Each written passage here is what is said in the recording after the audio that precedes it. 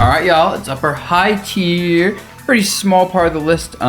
This is a lot of the characters, but I wasn't sure where to put them. I wasn't like feeling them in the top tier or like the other part of high tier. So it's in, they'll go here. You got Falcon, of course. Falcon is a character that's pretty damn good. I don't think there's any questions about this. Almost top 10 results wise. And like when you fight a good Falcon, you feel it.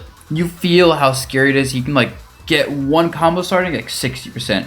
He can get one hit, and if your DI isn't perfect, you get need and die. How down air feels like a safe, like just go for it. If it hits you, you're dead. If it doesn't hit, his up B is hard to edge guard now since they buffed it a while ago, right? And the character is just good. The character has results with Fatality doing well, although Fatality, I expect him to do a bit better, to be honest, than he, like, has. I think there's a European Falcon that does very well. I'm honestly surprised he's so high in the results. But, like, to me it makes sense, because he's a very easy to play character. He has some technical things with, like, double jump cancel combos, but for the most part, he's pretty easy to play and very effective at what he does. He just gets in and does damage, hits hard, heavyweight character. If you remember in the last video when I mentioned Samus and said, yeah, this is kind of what a zoner wants to be, Falcon is what a like combo-based pressure character wants to be. It makes sense, he's really good. Sephiroth's interesting, because Sephiroth is definitely not a great character without wing, of course, so everything about this character relies on getting wing. With that said, when he has wing, he's just absurd, right? It's pretty standard knowledge, not much to say there. And I think putting him here is more based on potential. Now granted, he used to be my top 3 characters. I used to think this character's potential is absurd. It's dropped a lot over time as the realization that like fast characters that kill early, and just so many different types of characters can be annoying for him. But I can never forget the fact that like people in Ultimate don't tend to kill sub 100 without like really good setups, reads, whatever, right? So you should get wing once it's stock. And that matters a lot because he has that small window to like turn the game around. And results-wise, he's still top 20. If Tweak actually started playing Sephiroth, this character would be doing so much better in results. But Tweak is like kind of dancing around playing Sephiroth, although I know he should play Sephiroth as like one of his mains. But yeah, this character is like clearly good without a proper person representing how good this character can be at a top level. Greninja is a character that's interesting because this character is really good. In fact, a Greninja player named Leah has been like a really good player in Ultimate since the game came out, and I think he beat Proto-Banham recently at a Japanese major. Greninja is clearly just absurd, right? Like fast, good buttons, combos, whatever. The problem with the Greninja that holds him back at top level, in my opinion, is he's linear. And this has been the Greninja thing since Ultimate came out. So when you fight people who know how to deal with like what he's gonna do, it's much harder for him. With that said, he's in theory just still really good. It kind of reminds me of the whole Sephiroth situation, where I don't think there's like a top level player piloting the character.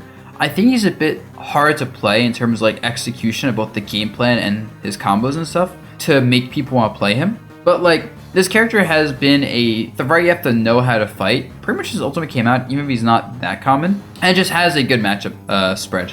I don't think he has any particularly bad matchups, which is kind of the reason I put him here as opposed to the lower tier, because I don't think you could just like pick a certain matchup and just beat him. Wario get hit hard by the nerfs. Honestly, Wario might even be a tier lower. Like, I think this character is really good, but the nerfs definitely hurt a lot. And you're seeing Gluttony really struggle at top level. I'm very surprised he's also still like top 11. I'm guessing it's because Gluttony dominates Europe. Because really this character feels like a weird heavyweight where it's like he punishes mistakes really hard, but if you don't make mistakes, he struggles a lot. He doesn't like have the ability to force openings. But because he's so hard to hit and he's so good at punishing mistakes, it's like he can just kind of play super slow despite moving fast in the air, find his opening for you messing up and just punish you. And then of course his disadvantage state's good.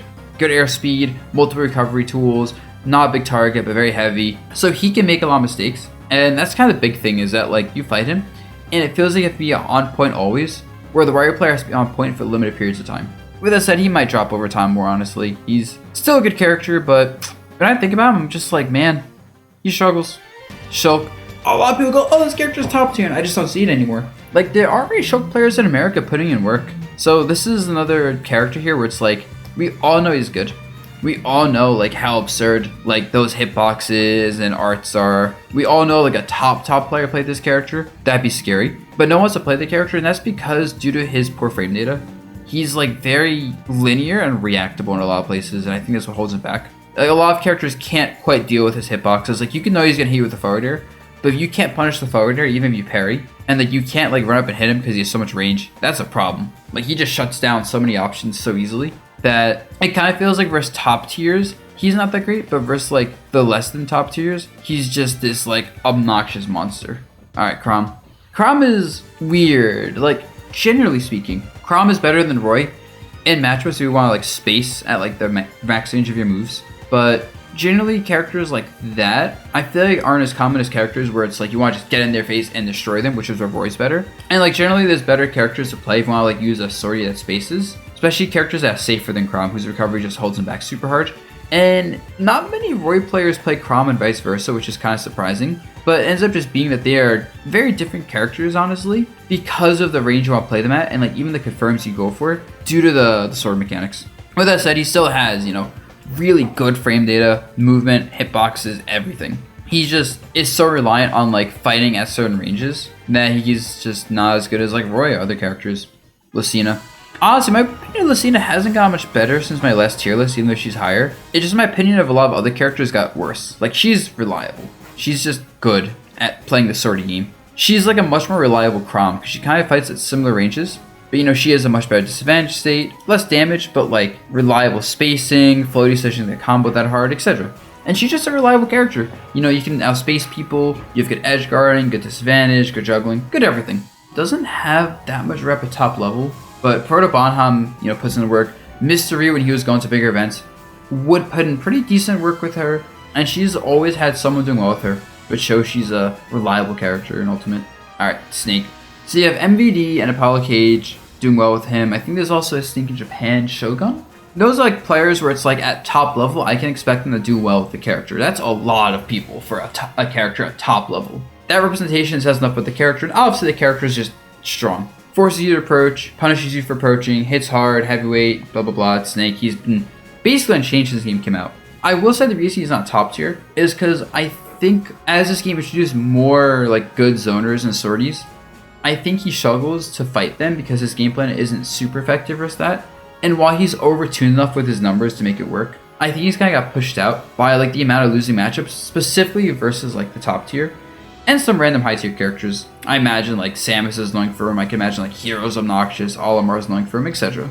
Sometimes honestly he doesn't feel like he's even up here, but then I just remember like he's so heavy and his up tilt's broken. Alright, Peach Daisy. Mutace has been putting in work with the character. And then I think there's like a good Japanese Peach. But like this character is clearly really good. Even though all these sword and projectile characters have come out and pushed the character out of top tier in my opinion, it's like this character is still a nightmare for base game characters. Like if you're a base game character that isn't like in this top tier section with like a sword and projectiles, like you probably look at Peach and go, damn, she's hard to hit because they're actually a game. She hits really hard to keep in disadvantage. Turnips are annoying, like she's so good at what she does. This character still has amazing results with Mutace, and according to the results, some other players too, she's still top 15 in terms of overall results. Very strong character, just outclassed by like the best of the best. Because I think like the best of the best characters don't have that many losing matchups, and I think she has a lot of random losing matchups. She has like random matchups versus like Belmont, or even like Duck Hunt I could see her losing, which sounds weird, and I'm not saying she does. Like that's an example where it's like I see her losing a lot of random matchups that like a truly top tier character wouldn't lose. But yeah, so that's upper high tier. Now we have one more part left, guys, and it's a big one.